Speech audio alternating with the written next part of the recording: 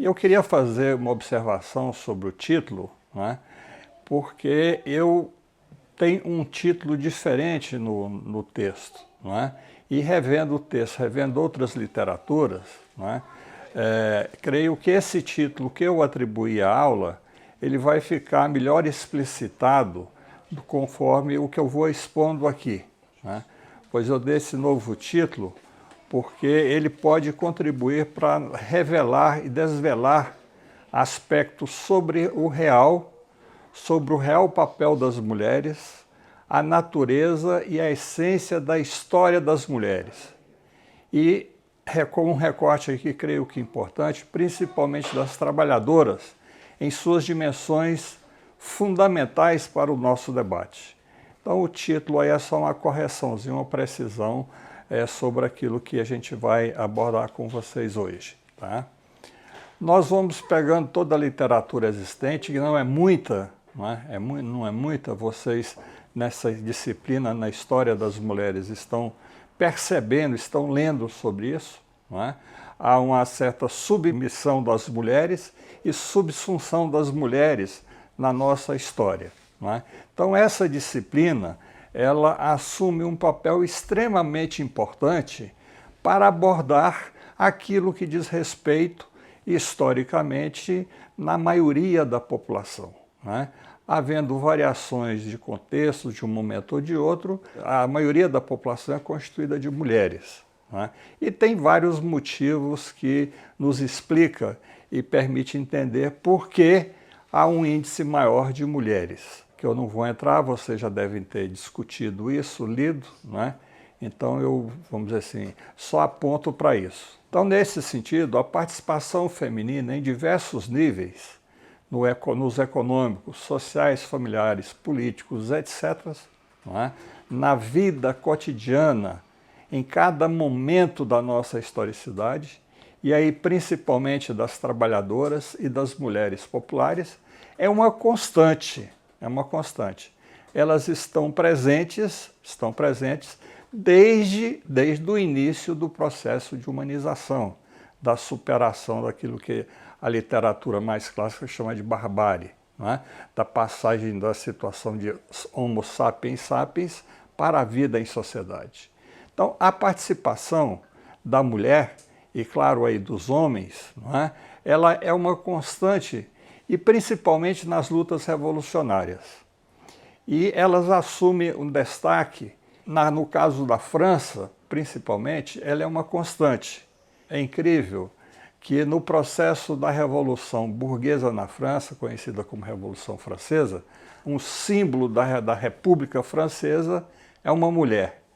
E é interessante que ao estudarmos esse período da Revolução Francesa e da escolha de uma imagem de mulher para representar a República, se dá numa sociedade profundamente patriarcal, machista e de uma religiosidade muito aprofundada, de uma religiosidade fundamentalista.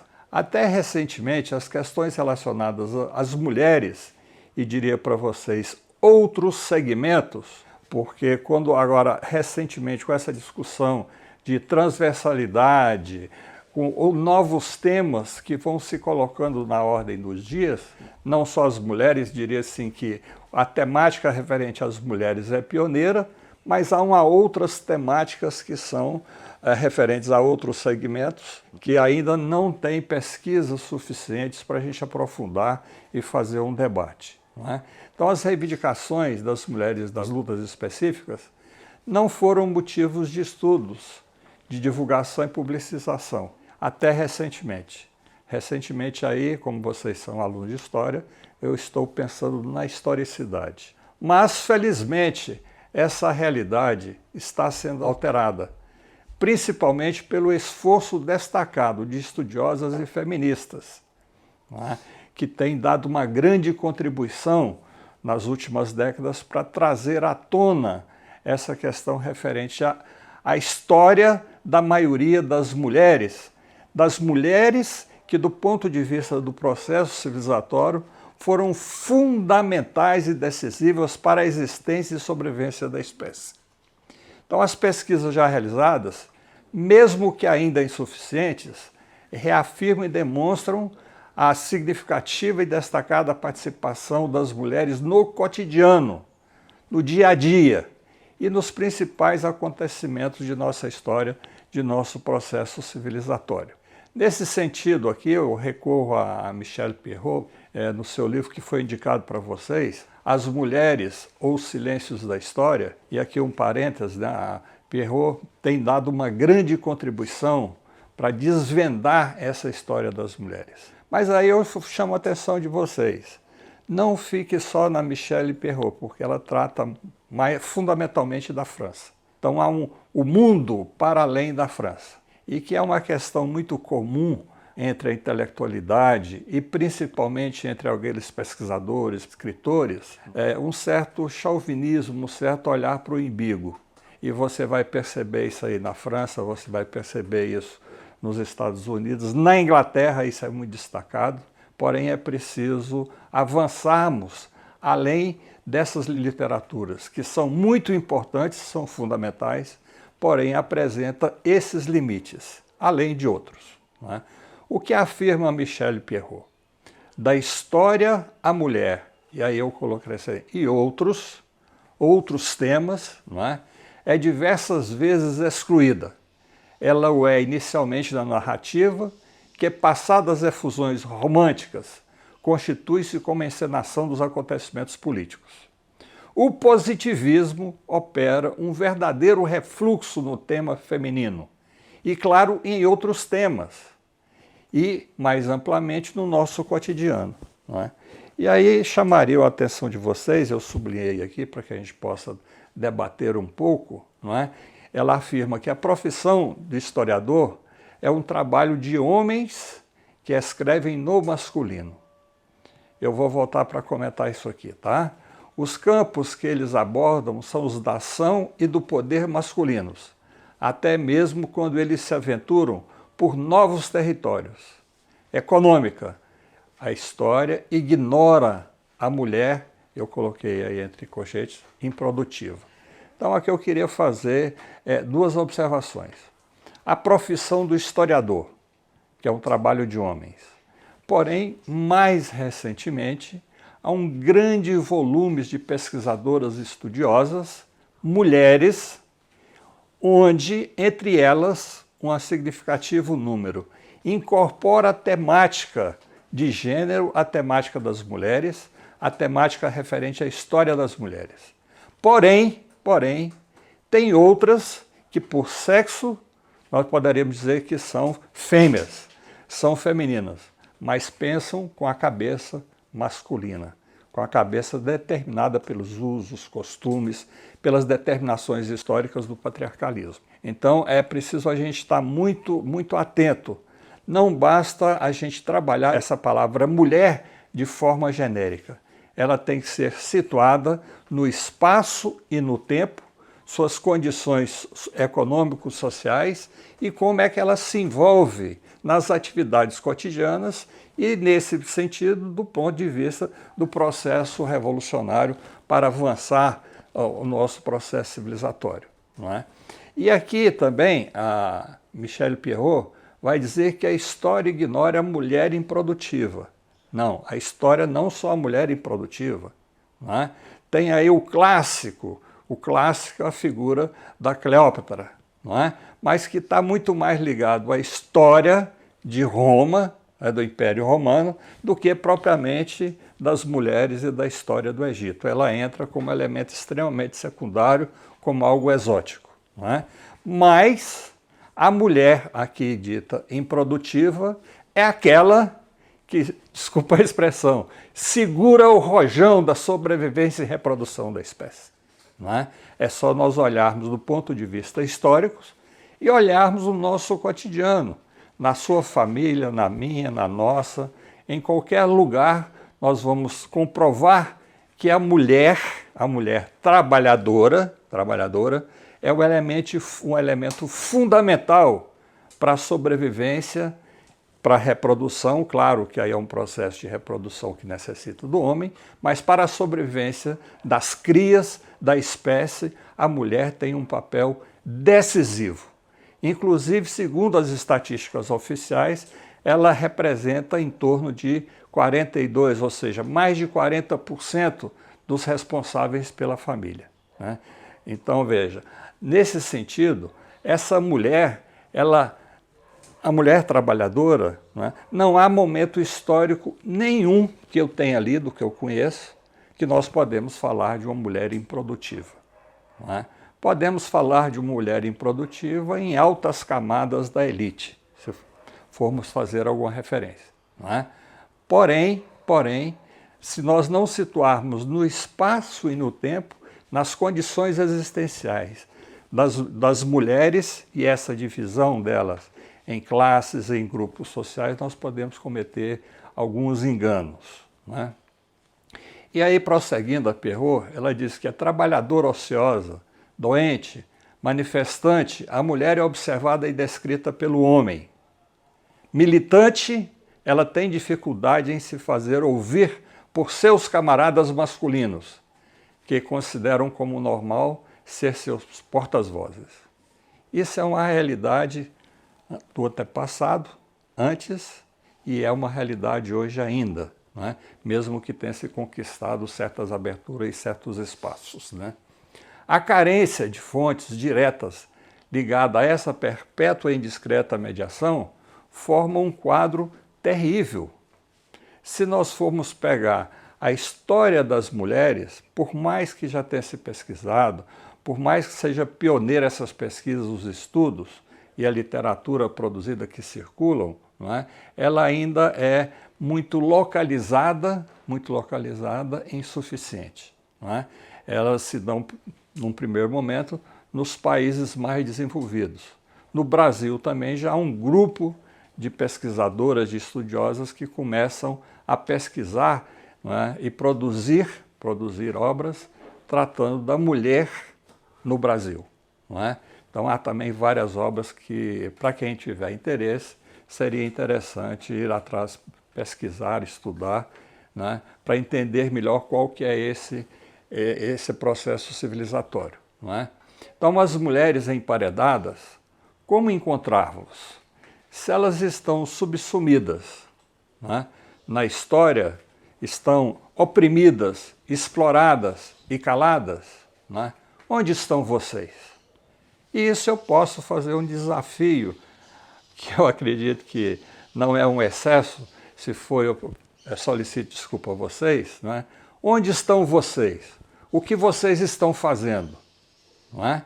Então, quer dizer, tenha as necessidades, as imposições do cotidiano, mas esse cotidiano nós podemos ampliá-lo. E para ampliar esse horizonte, nós temos que ter conhecimento. O conhecimento é fundamental, porque ele determina as nossas ações cotidianas, por mais insignificantes que sejam, né? Continuando aqui, na Perrault, mulheres emparedadas, como encontrá-los, né? Então fica essa pergunta para vocês, que ela faz para todos nós. A política, a administração do Estado, constitui-se de imediato como apanágio masculino. Veja agora, nós estamos na discussão de um processo eleitoral. Quando você pega para ler e pesquisar alguma coisa sobre os processos eleitorais, vocês vão observar que é um escárnio total com as mulheres, a participação das mulheres, inclusive por um processo de opressão dentro dos partidos políticos, ou da grande maioria dos partidos políticos, com raras exceções. Então a mulher, ela está subsumida, oprimida e, de uma certa forma, em alguns momentos, em algumas condições, exploradas, não é? E a burguesia, a exemplo das outras classes anteriores, ela é falocrática de nascimento. Impõe aqui concepções dos papéis, esta rigorosa separação dos sexos que leva a um imenso abismo. O século XIX levou à divisão das tarefas e à segregação sexual dos espaços ao seu ponto máximo. Se nós formos nos referenciar aqui, poderíamos encontrar várias pessoas entre nós que vai dizer, não, essa afirmação ela não se aplica hoje, porque as mulheres hoje têm ampla liberdade de ir, de vir, de fazer o que quiser. Porém, se nós nos determos sobre a realidade, nós vamos chegar à conclusão de que uma parte, talvez minoritária, tenha essas condições, mas a grande maioria não tem, né? Vocês estão vendo aí, em função da pandemia, a elevação do número de violência, feminicídio, e aí acrescentaria uma outra questão, a violência contra a mulher e contra as crianças. Então nós estamos avançando para uma sociedade de violência em grande proporção. Além dessas questões do nosso cotidiano, das relações econômicas, sociais e políticas da família, nós temos aqueles desmiolados que fazem esse gestozinho aqui, né? Que é o que? Espalhar a violência, espalhar o processo de destruição. Então, cuidado com esse tipo de pessoa que faz esse gestozinho, porque estão querendo destruir-nos, destruir as nossas amizades, destruir as nossas famílias e destruir o nosso país, com um discurso falacioso e, segundo, pegando uma palavra da Pierrot, um discurso falocrata, machista, que é fundamentado numa tradição patriarcal das sociedades a partir da dissolução da comunidade primitiva, das sociedades de classe, né? Então essas características creio que seja importante nós estarmos atentos e observarmos. Não é só nos livros, não é só nos discursos, é no nosso cotidiano, no nosso dia a dia, em mim, em vocês.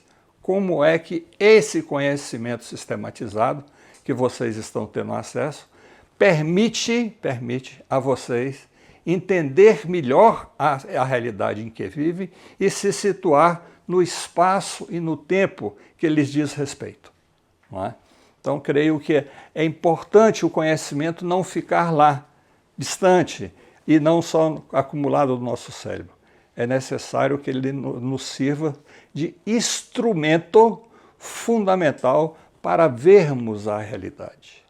Vou fazer aqui uma brincadeira com vocês. Eu estou aqui, dessa forma, estou vendo aqui as coisas assim, meio embaçadas, não é? Não estou divisando formas muito claramente. Porém, se eu utilizo um instrumento, um conhecimento, eu vejo com maior nitidez. Então, o conhecimento não é algo externo. O conhecimento está internalizado, está no cérebro e na ação de cada um, não é?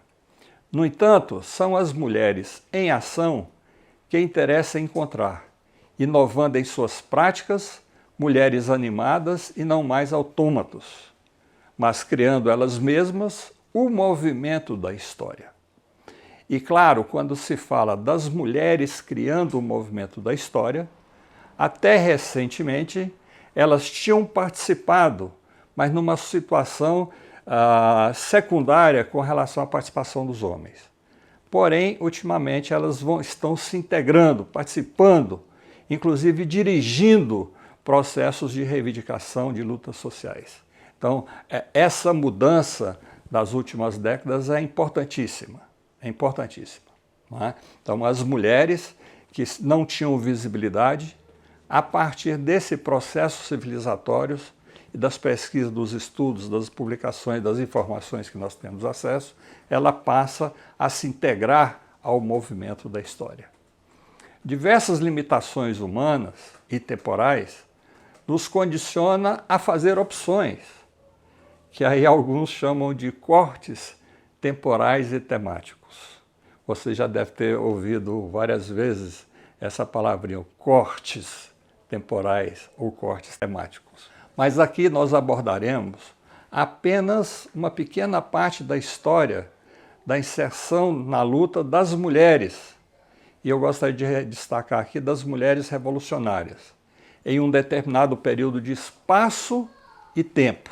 A partir das revoluções, aqui é o chamado corte epistemológico, a partir das revoluções burguesas e proletárias, principalmente das francesas, foi que eu me dediquei mais a estudar, pesquisar, a estudar e publicar alguns livros, e aí eu destacaria e chamaria a atenção de vocês, como vocês vão perceber no decorrer dessa aula, e depois quem tiver interesse nos slides e nos livros que eu indicaria para vocês, que está na referência bibliográfica. Não é? Então, eu vou me deter aqui nas revoluções burguesas e proletárias, ou seja, a grande Revolução Francesa, a mais radical de todas elas, todas as revoluções burguesas, que é praticamente um século de revolução e contra-revolução, para que se predomine os interesses da burguesia, já da grande burguesia, e seja triunfante a forma de organização da República.